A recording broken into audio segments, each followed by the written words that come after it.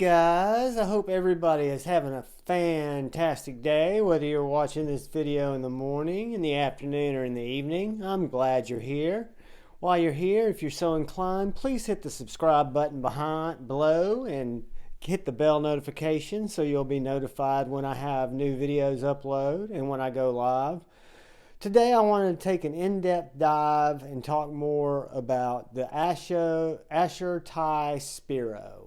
The Thai Spiro is not Asher's latest knife to come out, but it's one that in my collection is not only one of my favorites, but it is an absolutely fantastic value.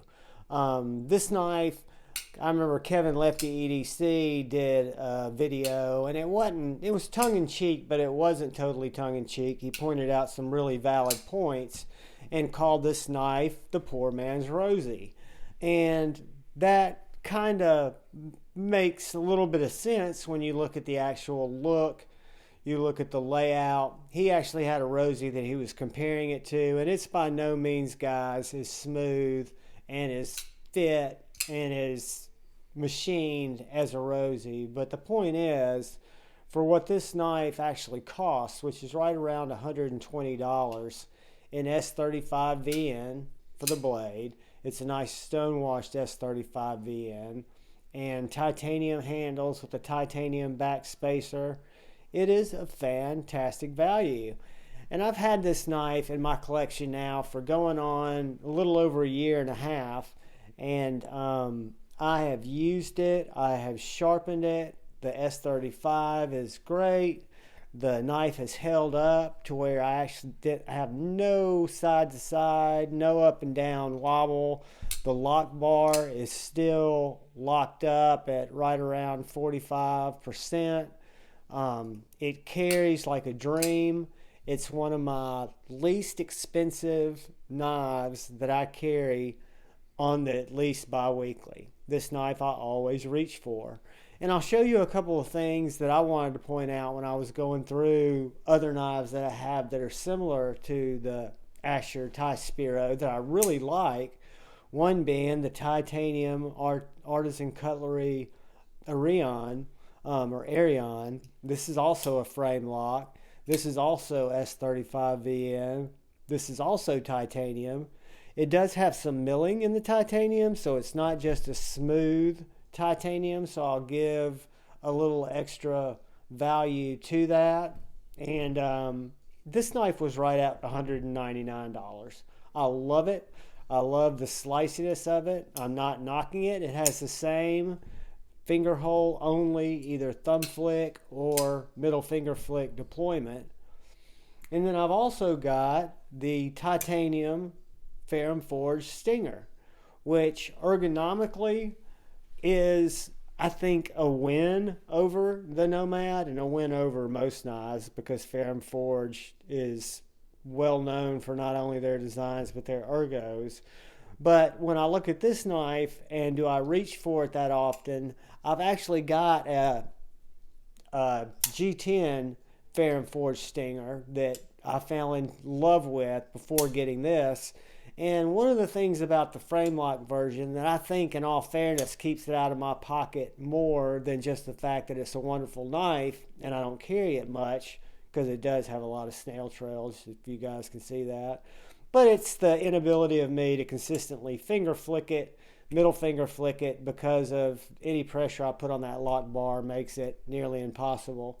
And then I feel like an idiot, and it takes away some of the joy. And as I told you guys early on when I talk about my channel, it's really how these knives make me feel, and I hope to share some of that with you guys and hopefully help you as you make decisions at knives that you might want to carry. But that's just a quick comparison in two other knives that really fit the same slot in my case if I only needed one of these three knives. And I can honestly say, with those knives coming in at $199 respectively, and this one being $120 before putting in my Lefty 10 discount that he still has with Asher, if I'm not mistaken, I would rather have this knife in my pocket, and I do have this knife in my pocket more. It's not because of the feelings I have for Asher Knives and the owner of Asher Knives, who I talk to quite a bit, who I find to be a very open-minded, someone who asks for feedback. And by the way, guys, I bought this knife. I chased this knife. I had to reach out through several DMs just to get an opportunity to buy it. It was not given to me. I have no affiliation with Asher Knives. I'm just telling you my feelings. But anyways, when I got this knife in my collection, and I think I've even done a video on all my Asher knives, or what I could call the Asher evolution, as they worked into putting more knives out for the community. And I basically gobbled every one of them up. They spoke my language. I liked what they were doing. I'd seen him on Lefty's, one of his early lives, and just connected with the brand. So this is the Asher Knives Nomad, and I've compared it to the Artisan Cutlery Arion and the Ferrum Forge Stinger. So let's look at it next to our regular comparison knives, the Cold Steel 4MAX. It's going to be much smaller than the 4MAX. And look at it next to the Wee Baby Banter. It is going to be bigger than the Baby Banter. You guys, give me just, well, I'd have to go to another room to grab that case. So we're going to say it's very close to bug out length. What I do have is I have my Ben Banters, aka Ben Peterson NAFCO ruler, and we'll just go back to the old school way of giving you measurements, even though I can't read this ruler very well. So the blade is going to come in right under 3.5, right about 3.25 inch blade with a 4-inch handle, close enough for horseshoes and hand grenades. And I think it's a knife that, if you can find one, which I'm talking about a new one at asherknives.com, or if you want one because Justin, I believe that's his name, actually puts these things together and ships them out. So if you have and follow Asher Knives on Instagram, great. If you don't, why don't you? I would give them a follow, and I would even reach out with the DM and say, hey man, if you ever get a tie Spiro put together with the hole in the blade, I would love one. He will work out one for you. He will communicate with you via DM. When he ships you the knife, he'll ship you a PayPal invoice, and it's just that easy. And for $115, $114 after you put in Lefty 10, you'll have one of these coming your way. I love this knife. I rant and rave about this knife only because I think it's a great knife. And any one of you guys bump into me at Blade Show and you picked up this knife and you said, Javon, that was the shittiest knife I purchased. I can't believe it. I'll be very bummed out. I'll be very surprised. And I don't think you'll say that. But that's why when I say this is a knife that I think is a good knife, yeah, there might be some bad ones out there, but I also know that the maker would replace it in a heartbeat. So it's a great knife.